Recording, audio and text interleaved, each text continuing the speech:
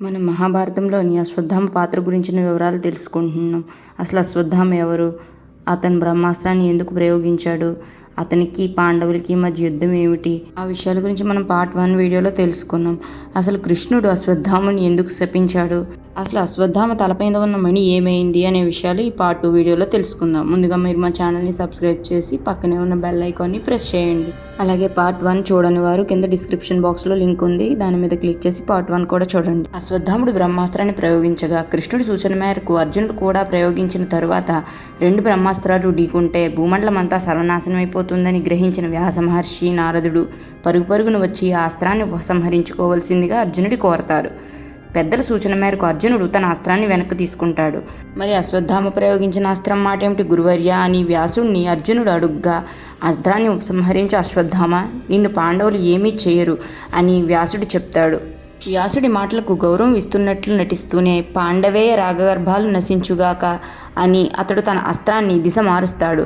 దాని ప్రకారం పాండవుల భార్యలు కోడళ్ళు గర్భాలను ఆ అస్త్రం విచ్ఛిన్నం చేస్తుంది. అప్పుడు అభిమన్యుడి భార్య అయిన ఉత్తర ఒక్కతే గర్భంతో ఉండడంతో ఆమె గర్భం విచ్ఛిన్నమవుతుంది. ఆ చర్యకు కోపోద్రేక్తుడైన శ్రీకృష్ణుడు అశ్వత్థాముడి తలపై ఉన్న సహజ మణిని తీసేసి ఒంటి నుంచి రక్తం కారుతూ దుర్గంధంతో ఆహారం దొరక్క మండిపోతున్న శరీరంతో ఈ భూమి మీదే తిరుగు అని శపిస్తాడు. ఇదే సీన్ని మీరు కల్కి సినిమా ట్రైలర్లో చూడొచ్చు.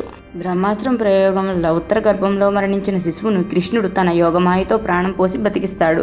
ఆ పుట్టిన బిడ్డ తరువాత ప్రతి ఒక్కరిని పరీక్షగా చూస్తుండటంతో అతడికి పరీక్షిత్ అనే పేరు పెడతారు.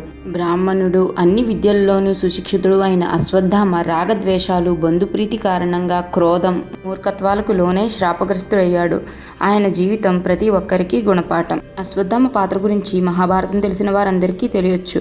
కానీ కల్కి సినిమాలో అమితాబ్ బచ్చన్ గారు అశ్వత్థామ పాత్ర పోషిస్తున్నారని తెలిసినప్పటి నుంచి అశ్వత్థామ ఎవరు, ఆయన ద్వాపర యుగం నుంచి కలియుగం చివరి వరకు శ్రీ మహావిష్ణువు 10వ అవతారమైన కల్కి అవతారం కోసం ఎందుకు ఎదురు చూస్తున్నాడు అన్నది మాత్రం సినిమాలోనే చూడాలి.